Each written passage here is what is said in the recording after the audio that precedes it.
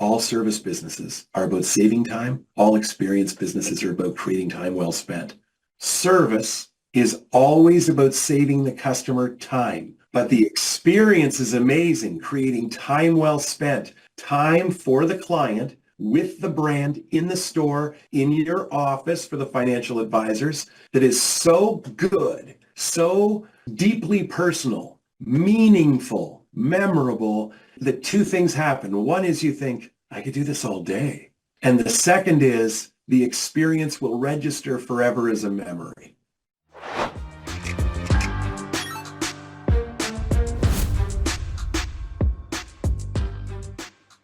Welcome back to another episode of Do Business, Do Life. Have Dennis Moseley-Williams here with us today. Welcome to the show, Dennis.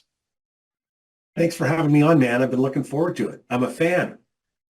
Well, it's mutual. Sarah Baker made the connection. She runs Triad Wealth, and I know she loves her a conference or two. She's been to a lot of them when it comes to a lot of the wealth conferences. And when we were talking about the podcast, she's like, dude, you have to have Dennis on the show. And so she connected us. I know you were kind of on the speaker circuit for a while, so we finally got a chance to sit down. Yeah. But I just think we're going to get into all things experience economy today. Well, So as we kick this off, those that aren't familiar, which might not be too many people in finance, but those that aren't, just what is it that lights you up when it comes to dedicating your speaking, your book writing to creating experiences?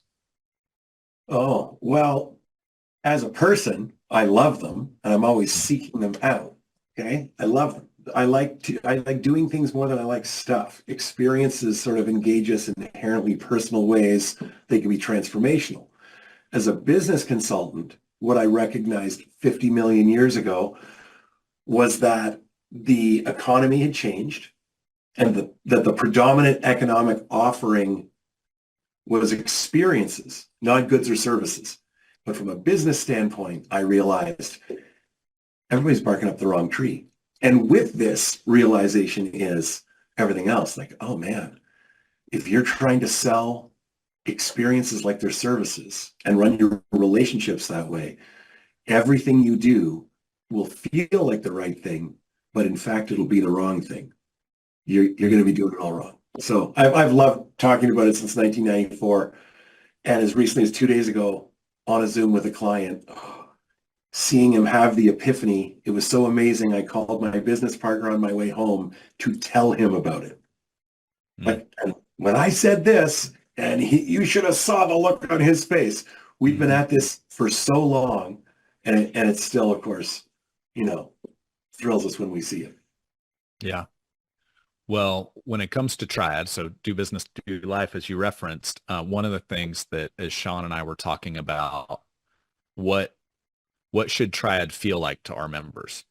We started thinking about the words we use, and advisor, agent sounds kind of transactional. We're like, we don't want that. We don't want transactional. We want members. Like, people want to be a member of something like a country club or a mastermind. And so we started just changing the verbiage. And what's funny is you mentioned experiences. You've dedicated a lot of your life to it. One of the things we say at Triad is we don't want to do events. Events are forgettable. They all blend together. It's like, what hotel was that at? I don't even remember. Experiences, you said it, they're memorable. You tie back to them. They're life-changing. And so we're like, what if we crafted our experiences in a way that were transformational and memorable and created really cool connections? So selfishly, if I'm a financial advisor, you've dedicated a lot of your time to this. How do I go from events to experiences? What's the different variables between one and the other? There's this new economy that's racing in quickly. It's the transformation economy. Your clients now, when they are looking for value, when they are considering your value, the question that they ask isn't, well, how much is Brad earning me and what does Brad cost? Those things, as we all say now, those are table stakes things. Performance, investment, returns and competitive rates, that's just a given. The question all of your clients ask is this: Who is Brad? Who is Triad? Who is he helping me become? So this is what every advisor listening has to do. They have to stop. This is number one. Okay. Stop being an advisor, shift and become increasingly what I am referring to as a charismatic leader. Okay. You're not a CEO. I mean, somebody is. I am too, by the way. On the legal paperwork, it says that's what my title is. You're not a CEO. You're just not. You're a charismatic leader. Go to number two. You have a really big idea. Your idea is do business, do life. Okay. Everyone listening, this is when you pause the podcast and think, what the hell is my big idea? And if your big idea is, well, financial planning, you don't want to run out of money when you're retired? No, that's not a big idea. That's barely an idea. The big idea is bigger than that. And you have to believe in it deeply. Now go to number three. This is the idea of members. Niche, weird.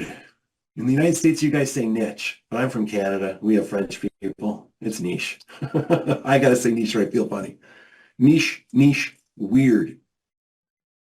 So the whole idea about staging experiences, Dennis, how do you stage experiences? Well, it begins with who. Who's the experience for? And how are you using time?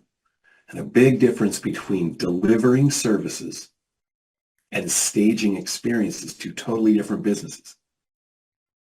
One of them, all service businesses, are about saving time. All experience businesses are about creating time well spent. So, and the other thing about service and experience is this. Everybody needs a cup of coffee. Everybody will pay for a cup of coffee at a gas station if that's what's around. Not everybody wants or appreciates the Starbucks experience. So this is really important here. We're at number three, because something that everybody believes is that the customer is always right, and I don't believe that's true. If somebody's in a Starbucks or somebody comes in and kicks the tires of Triad and they hear everything you're about, and in the end they say, look, I don't want you to take this the wrong way, but your whole sort of raison d'etre, your whole reason of being, this whole thing you want to do, it turns me off. Is that person right, or are they in the wrong place? They're in the wrong place. Customer's not always right in the experience economy. So this is number three. The first is become a charismatic leader. Number two is build a business around the big idea. The big idea is transformation. For number three, a niche, weird market. The smallest viable audience, as Seth Godin says. And the second part of that is, of number three, is you got to define some enemies. Complacency, the status quo. In your case, Brad, people who don't do business right or life right. Oh, those people, I'm not going to say they're my enemy, but they frustrate me. They puzzle me. I think on them. Do business, people. Exactly. It's like, I get it. I don't care about my family. I'll just work all night. Not a fit. Yeah, precisely. Mine, I will reference Patagonia. Their CEO is charismatic leader Ivo Chouinard. What's his really big idea? Saving the planet. Okay, cool. He didn't, now go niche, weird. He didn't set out to sell a Patagonia hat to every cool kid in the world or a Patagonia vest to every man who works in financial services. Okay? He set out to solve a problem for a very tiny audience. He kept the secret. The tiny audience is he wanted to work with people that like the outdoors. That's everybody who needs a pair of shorts. That's everybody who needs a hat. No. Mountain climbers, that's your first niche. Niche is outdoors. Second niche is mountain climbers. I beg your pardon. What makes them weird? Who's even weirder than mountain climbers? Ice climbers. He made an ice axe for ice climbers. That's how he started Patagonia. He built Patagonia around the idea of saving the planet. You're a charismatic leader, yeah. What's your really big idea? Yeah. Who's it for? Yeah. And how do you help those people identify with you by identifying, I hate saying your enemies, but right now I haven't got a better way to say it. Your enemies. Complacency. Do business people. People that don't have a life plan.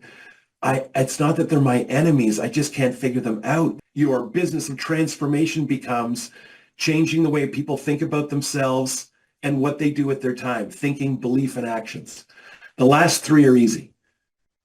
You need rituals, things that you always do for your clients that are familiar, that they look forward to, such as always meeting them in the lobby when they come in, always having something cool playing on the TV in your lobby. Whenever we go see Brad, he makes us wait he doesn't make us wait. We first sit in this amazingly comfortable, cool space. We gather our thoughts, and he plays, we watch like a 10-minute TEDx talk or whatever on something amazing. And that's part of the do life part. The things he sends and all this great stuff. You need gatherings. I'm a big believer in client events. Part of experience staging is creating spaces and places where you can engage with the brand, where they can spend time with Brad. Digitally, like we're doing, which is amazing. It's absolutely one of the little benefits that came to us all. I know you agree, from the pandemic. So I'd never done a Zoom call in my life before the pandemic. And now I can call my client with an idea and have a face-to-face in 10 seconds. I love that. Gatherings, physical spaces, digital spaces. And then the last one is every advisor needs an elaborate onboarding process. You're welcoming someone into something, a membership. So as soon as you say, I like to think of my clients as members, it's like, okay, right on. In terms of staging an experience, from service to an experience, I would say, stop thinking about efficiency. Look at all the things you do well, figure out how you can do them a little bit better. Eliminate all sacrifice the client has to make, but don't just eliminate it. Replace it with something that's meaningful and memorable. Personalize and customize the environment. Make sure a trip to your office is a trip at your office. It has to be admission worthy, time and photograph worthy. All right. Let's dive in, because I feel like you did a great job there, Dennis, just setting like, here are the non-negotiables if you want to truly build an experience for your clients versus a transactional relationship, which nobody enjoys. And that's the race to the bottom, to your point. Like, hey, if it's I do this thing for 1%, the moment somebody does it for 95 basis points, see you later. And that's so you have been doing this a while. You have also been very much entrenched in the finance industry. So if we started to unpack some case studies here, I love the office experience, because you referenced a few different things there. But what are some of your favorite, maybe you've got some clients that have like completely revolutionized their client experience or the in-office experience, or maybe they've done some really cool, not events, but experiences. So if you were to just riff on some of your favorites you've seen over the years, kind of the before and afters, what would those be? Okay. Do you want to do like physical space stuff? Sure. Yeah, whatever. Like, one of my favorite sayings is the good stuff sticks. So whatever's like at the top, you're like, oh, this was a game What do changer. I always think? Yeah. And in some cases, I'm proud to say, well, this story is like 20 years old. Yeah. And cool. Really, you don't have a more recent one? It's like, I've always got recent ones, but the ones that really hit home, sometimes like nobody's done it since. A million years ago. Okay, so right now, and I mean this like I'm half joking. Right now, I just watch people do my old gig from 20 years ago all the time. Okay, it's like, hey, thank you for leading the charge. I'm like, no, I wrote a book about it. Like, oh, no, you're not leading the charge.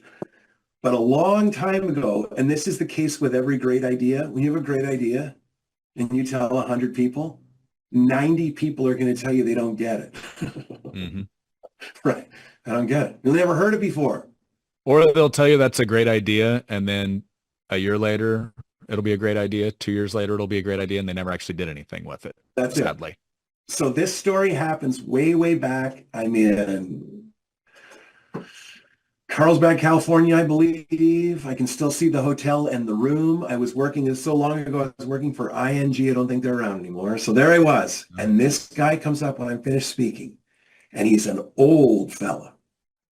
So this is like 20 years ago, and he was in his 70s then. And he had been at it for a long time. And he waited to talk to me, waited. And there we are. And he goes, "This is really good stuff. You keep going. This is really brilliant stuff." And it meant a lot to me because even to this day, what I'm presenting, there is a demographic that is not as into me as some others. Okay. Mm-hmm. So get an older veteran to say to me way back when, "You're absolutely right. This is the way to go." And here I'm telling people, experience, it's different than service. Nobody had heard anything like it. There were no books on the Starbucks experience yet. There was no Ritz-Carlton experience. There was no, unreasonable hospitality, no social media spreading these gurus around. I was like alone fighting this fight. This guy says to me, I do this with my clients. It's all about transformation. He says, "I host an event. It's called the Art of Retirement. Contrast this with a retirement income seminar," which I get it as a subject. It's important to have that conversation in my office. I couldn't imagine trying to strike. Oh God. Anyway, this is how he did it. People would go in around the room. When you arrived, there were easels turned away so nobody could see what you were painting. He would separate couples. All the supplies were there. And while you painted, I'm not a painter. Yeah, that's the whole point. He would walk in the center of the room and he would just talk about the real crisis of retirement, identity, no plan, the need for adventure, to contribute, all this great, wonderful stuff. Your job was, while you were painting, you had to paint your inspiring vision of your retirement, and within the painting, the hidden monster you were afraid of. Well, so he tells me that. I go, "That is the greatest idea I've ever heard." Okay. Wow. And he says, "I regularly have people cry in these things." Okay, which I'm not necessarily setting up to make people cry, but I am setting up to transform them. And number two, he says, "I regularly have couples say," because he separates them, "Oh my, I had no idea you felt that way." That's what you're afraid of.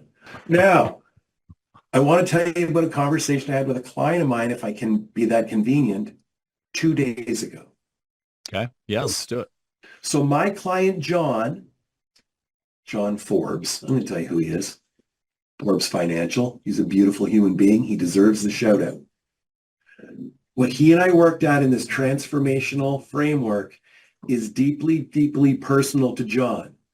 So what we did was we talked about these 8, protecting John's intellectual property here a little bit, these 8 principles of living an incredible life. 8 things that you would have to do. And we laid out over the next 2 quarters, or 2 years, I beg your pardon, in 8 quarters. And remember earlier, I said you build the experience around the transformation schedule, not around review meetings. This is for everybody who has to hear this a few times. It's not about ABC clients and who gets your time. It's about members, which is a very specific group of people, and how we engage with them to change what they think, what they believe, or what they do. If not to change, to at least create within the client the opportunity for change. So we laid out an elaborate onboarding process where this thing that I just told you is actually the secret that he will only reveal to them after 8 lessons have been learned. Something to read, view, immerse yourself in, listen to, and experience, reflect on. He is developing the rest of this whole reflection and exercises to just help you be more mindful. And he's introducing to these clients the idea of the personal manifesto. helping them have one. Like I went through a process to get to the serious shift. I went through a process to find my life's work, my purpose. You started with it. Why the hell are you so crazy about this? And you obviously went through a process, a transformational process that got you to do business through life. I'm sure there was a version 1. There was something. I'm sure you could even say, part of this I could trace all the way back to how I was. A hike in the foothills of the Smoky Mountains, actually, in a conversation had there. How old were you? How old were you when the very first little kernel of this started? 40. Actually, no, I take that back. It was a month before my 40th birthday. So I was leaving a 13-year career, and I was turning 40. I had my 15-year wedding anniversary, and was leaving a career of 13 years. And I wasn't sure what I was going to do next, but I had an idea for what I wanted and what I didn't want. There you go. I didn't want the do business, which had been I'd say a lot of seasons of that prior, with a lot of sacrifices around family time. So what I'm saying is the value for your clients is to have them go through the same process you went through without the misery of the career change, et cetera, right? And as a consequence, I hear things like that email I shared with you earlier, or, hey, Dennis, if it wasn't for you, I wouldn't be spending as much time with my kids as I would. It's because of you. It's like, that's why I'm into it right there. And I could do it forever because of that. That's the inspiration versus the motivation, I guess. So let's dive deeper there, Dennis. I love what you said about the big idea. Yeah, man. And then being authentic, because one of the common themes I see in finance is the rip off and duplicate. Oh, that looked really good on that other advisor's website. I don't really want to think about it. I'll just copy paste. I went to this conference. This guy kind of said this zinger. I'll just start saying that too. But what I find from close to 2 decades of conversations with independent advisors now, what happens when you do the rip off of the big idea, it's really hard to be authentic about it, because you're just borrowing somebody else's words. It's not, maybe there's pieces of it that ring true with you, but it's actually somebody else's big idea, right? So how do you go about kind of the ideation phase of how you arrive at your big idea? Yeah. Because the other thing, and I'll just layer one other thing on this, is oftentimes, even when you get there, it feels like hollow because you've never said it before. It's like going on a first date. It's like, oh, like I said it, but like, oh, like, did that sound good? They get in their own head a little bit, So maybe a 2-part question. How do you arrive to the big idea, or what are some ways that you can distill that out of you? And then once you get there, how do you like put it into motion? You're creating something. No, you're not doing, what did you call it? Rip off and duplicating. You're not trying to do something that somebody else has done a little bit better. Sometimes you just have to try different. So this is an answer. It's in you. So here's a question for you. What I do is I'd say, every financial advisor believes blank. I think they're crazy. Okay. And then the next sentence is, I believe blank and blank. Everybody thinks I'm nuts and they're wrong. Okay. Start with that prompty question. My daughter recently told, this is, me, I'm telling you this. My daughter told me in the last 6 months she wants to be a commercial airline pilot. And I was very impressed at how much investigation she had done into the career and the schooling and the benefits. So one of the things that she mentioned to me is how much an Air Canada pilot gets paid with X number of years of seniority, which isn't particularly a lot. My daughter's only like 18 years old, 17 years old. So it's like, yeah, I become a pilot. Within 15 years flying this machine, they would pay me, and it was over $300,000 a year. So I said, well, that's better than a kick in the fanny, isn't it? And she said, yeah. And then my daughter said, her name is Ella, and she's lovely. Ella said, she said, yeah, well, of course. She goes, I want to be rich. Okay, pause. What? Okay. I've been richer, I've been poorer. Richer's better.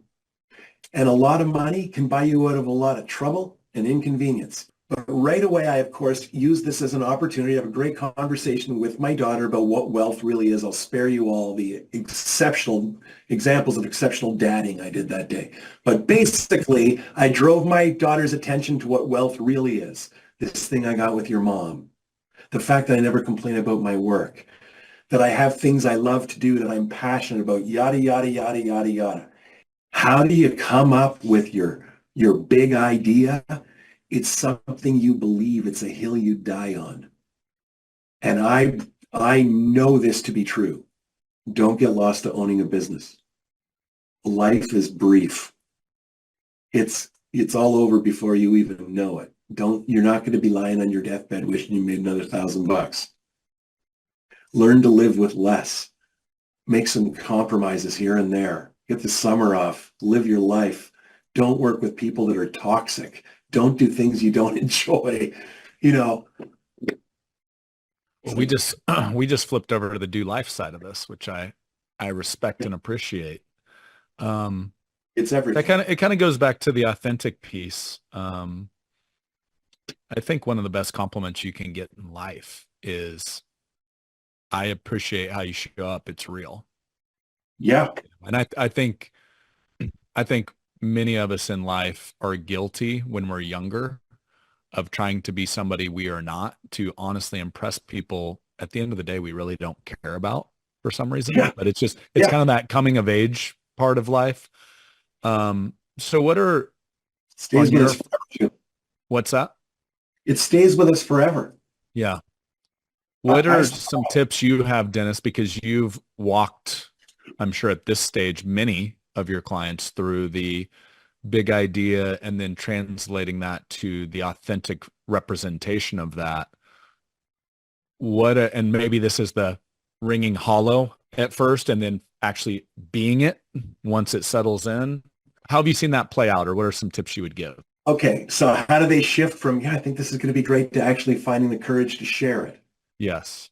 We're afraid. Fear of missing out becomes fear of loss. Oh, I'm afraid I'm going to offend somebody. I'm afraid they're going to find it too different. It's going to be this. It's going to be that.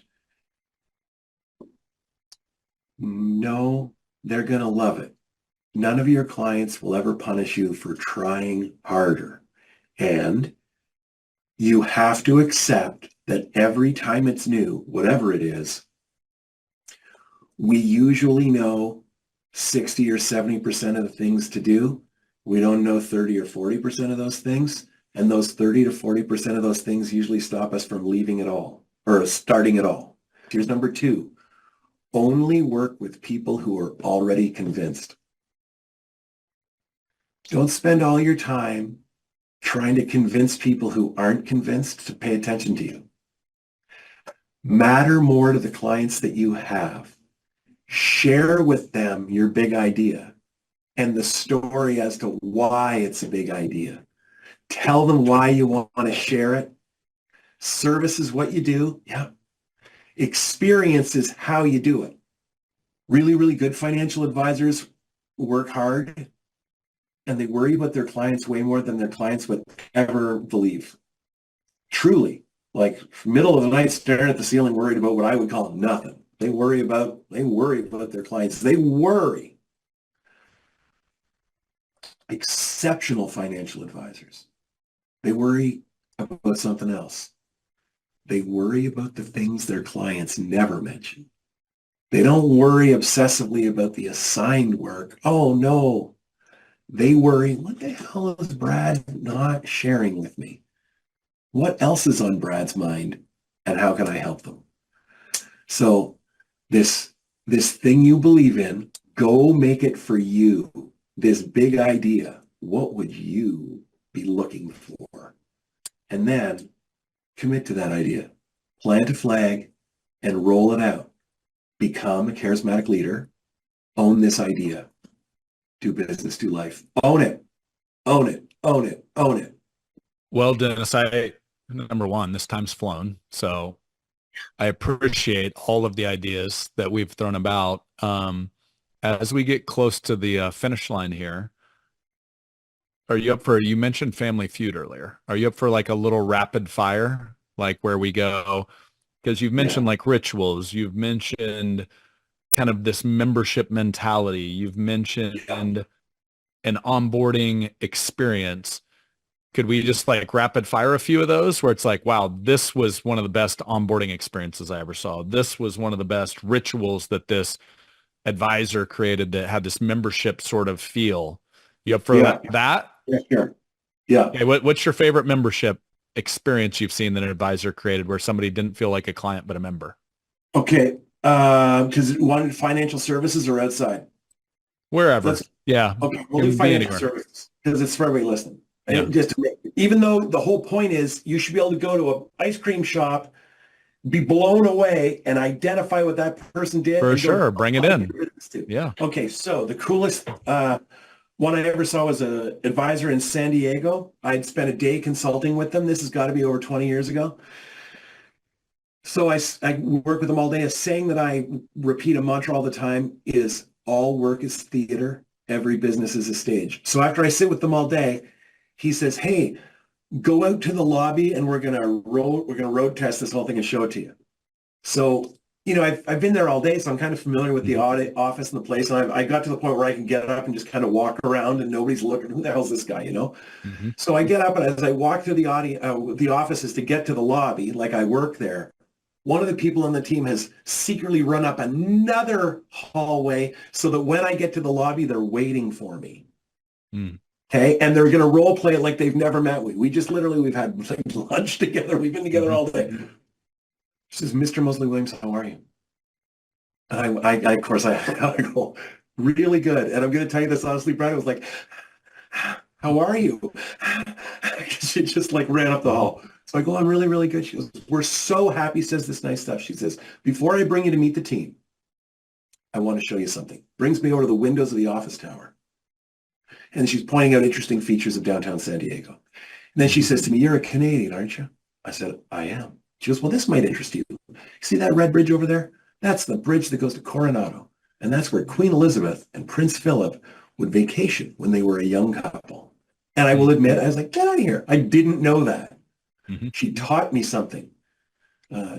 Education is one of the 4 realms of experience, by the way. So I was like, oh, neato. I've gained, and the meeting hasn't even started. Now, she says, let's go meet everybody. She introduced me to the receptionist. We go down the hallway. For anybody who maybe pays attention to me, if I can flatter myself, I'm a big fan of meet all your clients in the lobby with the whole team. I think it's a really powerful thing to do. So this is a one-off meeting, one person. They bring me down the hallway.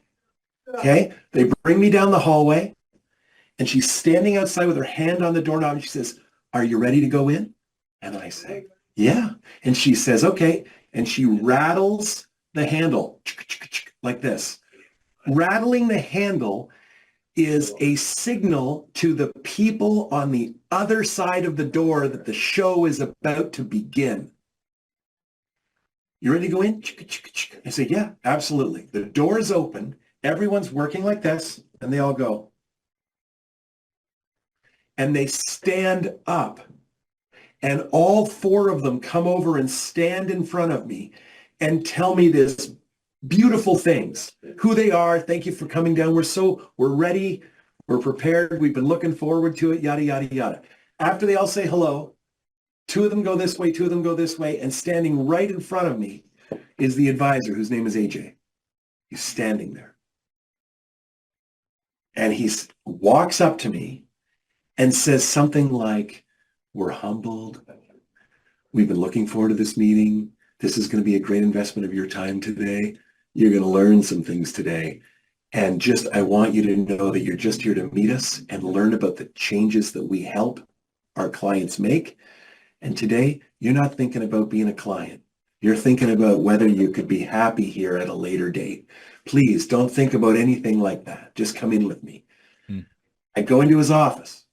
The person who had guided me to his office had disappeared, now reappears with this beautiful silver tray and puts it down. Harmonizing cues, we've talked about them already. It was fruit and healthy things, life, vibrant, natural, good, nature, like all this wonderful stuff. There was a table in the corner that had a tablecloth on it, flatware. AJ doesn't sit down, I sit down. He says, you've come in, you've done this, you've done that. I want you to just take a couple of minutes and collect your thoughts, and then I'll come back in and we'll begin. And he closes the door. And when I'm sitting there, I'm looking at everything in his office. And everything are pictures hinting subtly at what he's all about. Live life large. There are people smiling at me in pictures that I don't know. Many of them with him, sometimes not. Clearly, I'm looking at people on vacation, living lives and making memories. And then he came back in, said, what'd you think? And sat down and started his discovery conversation with me. Mm-hmm. And it was all about me and just reassuring me, let's just be here together. Let's not be worried about whether or not we want to do business. That will become evident to both of us. I want to know what's going on in your life. What got you here? Who are you? What's going on in your life and what brought you here today?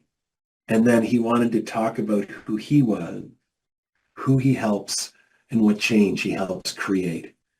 And he got into wealth and well-being and lessons from great leaders on what's important and all this fantastic stuff. And at the end of it, that's great. Yeah. I was literally like, I wish I lived in the United States and you could manage my money because I want to have a conversation. Take all my money, right? Take it all and promise me the next time I come here that we're going to talk more of this. Yeah. More. Yeah.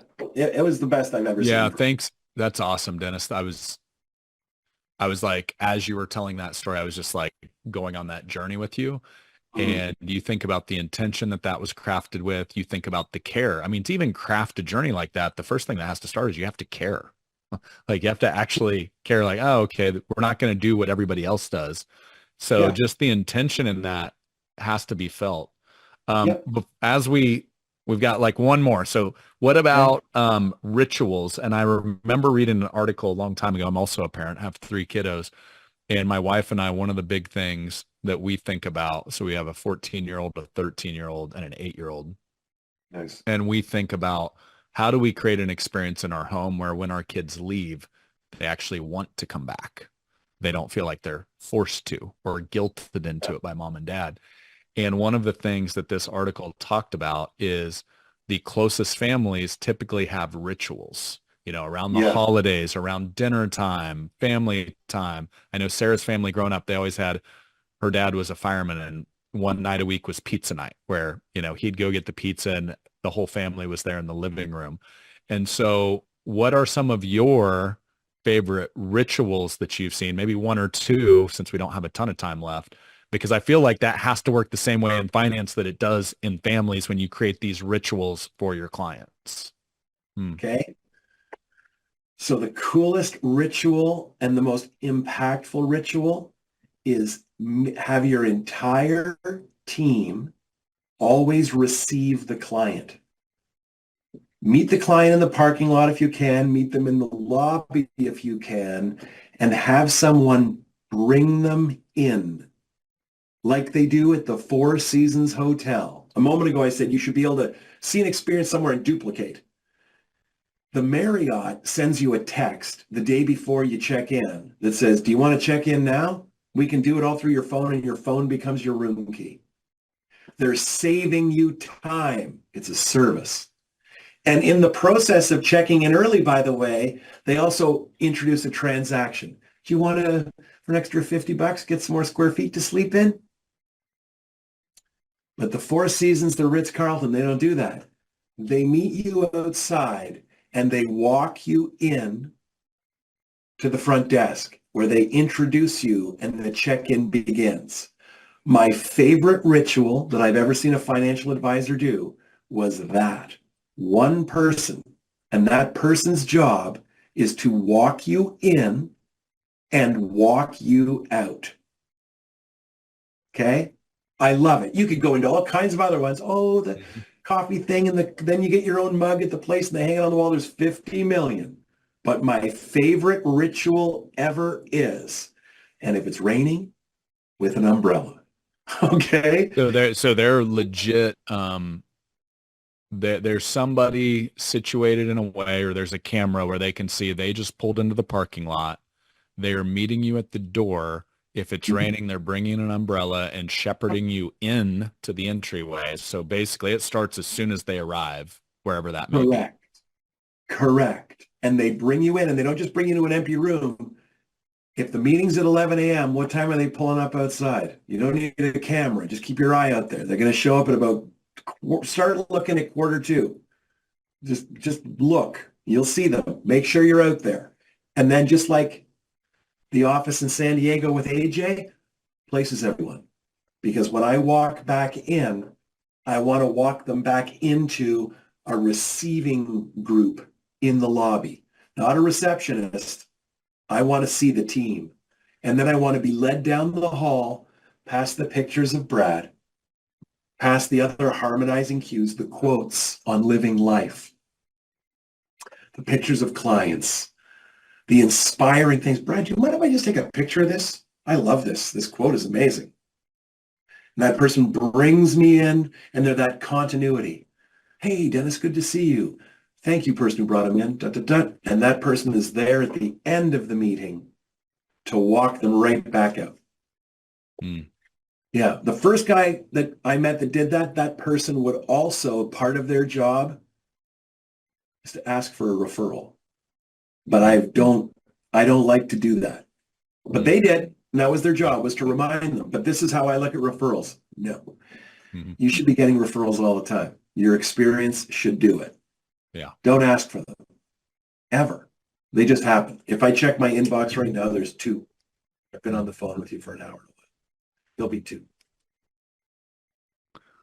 Well, on that note, it has been a great hour-ish, a little over an hour together. So thank you, Dennis, on your side. I mean, that was rapid fire, ton. I know advisors were out there taking notes, probably rewinding pieces of this. So really appreciate you playing all out, as I come to believe you probably do everywhere you go. So my final question here, we've hit all over it during this conversation, is what is Dennis's definition of do business, do life?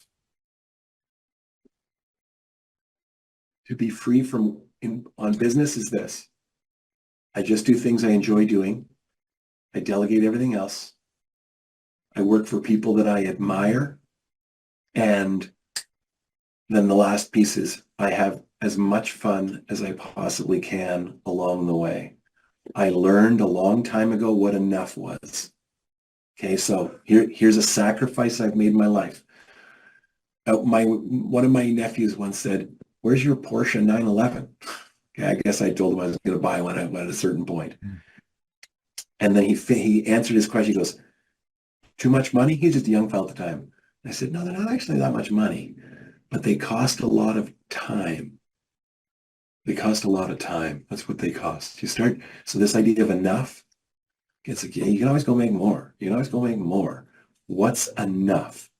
Okay, how much do you have to roll in the front door before you would agree? That's a hell of a lot of money, okay? And if I can't live more than happy on that, if I can roll that in the door and I never need to worry about what something costs, with asterisks, well, but you can't drive a 911. No, because if I drove a 911, I probably have to do a few more gigs a year. And it's never a few more gigs. It's 3 more gigs. It's at least 6 to 8 more flights. Sometimes it's 1 night, sometimes it's 2 nights. Sometimes and it becomes like, wow, that stupid thing just cost you 2 weeks. It's like, yeah.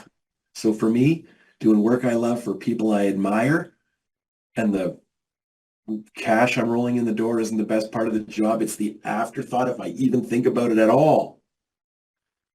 And then On the live life, it's this. As I get a little older, I'm 68 years old, 53 years old. As I get a little older, learn to enjoy mastering a few things completely. When you're young, life's a smorgasbord. We'll taste it all and figure out what you're into.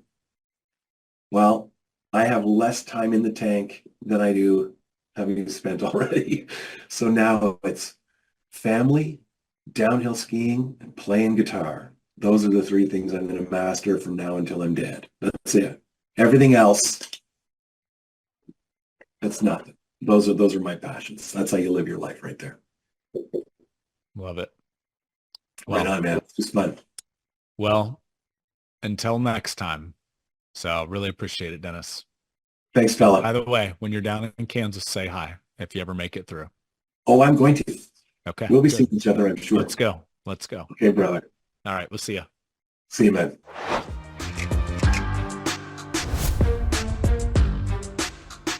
Thanks for checking out this week's episode. On to this week's featured review. It comes to us from iTunes user Chip Munn, 5 stars. Great to have Brad back. As someone who listened to literally every episode of his previous life, I couldn't be more excited to have Brad back on the air. Authentic conversations that are sorely needed in the advisor space. Welcome back, Brad. Well, Chip, I know we've crossed paths a couple times. I don't remember if it was LinkedIn messages or how specifically, but thank you for the kind words. I know you're an advisor out there doing great things. And this was a review that came in the early days of the show. It was great to be back. For those unfamiliar, I had a prior career in finance, great company, really got my feet wet in this space, really grew up 13 years there, started podcasting there. And when I left and Sean and I founded Triad, I think we were over 2 years into that journey of Triad before I started podcasting again, just because there was not enough bandwidth to even allow for it, building a business from scratch and all that entails. And quite honestly, it wasn't good for me mentally, because I really, podcasting had become something I love. Great way to meet and connect with amazing people, learn from amazing people, and just grow. And I really missed it. And so it's awesome to be back. I love being able to read these reviews and know that the show's making an impact. It's, selfishly, if nobody listened, I'd still do the show anyway, because I love the conversations. I love the learning. That's just who I am. But it's awesome to be able to share those conversations with you all and make an impact on both the business side and the life side. So Chip, thanks for taking the time to leave the review. If you hear this, give us a shout out on social, DBDL podcast, and we'll repost you. So thanks everyone for listening in, and we'll catch you on the next one. Take care.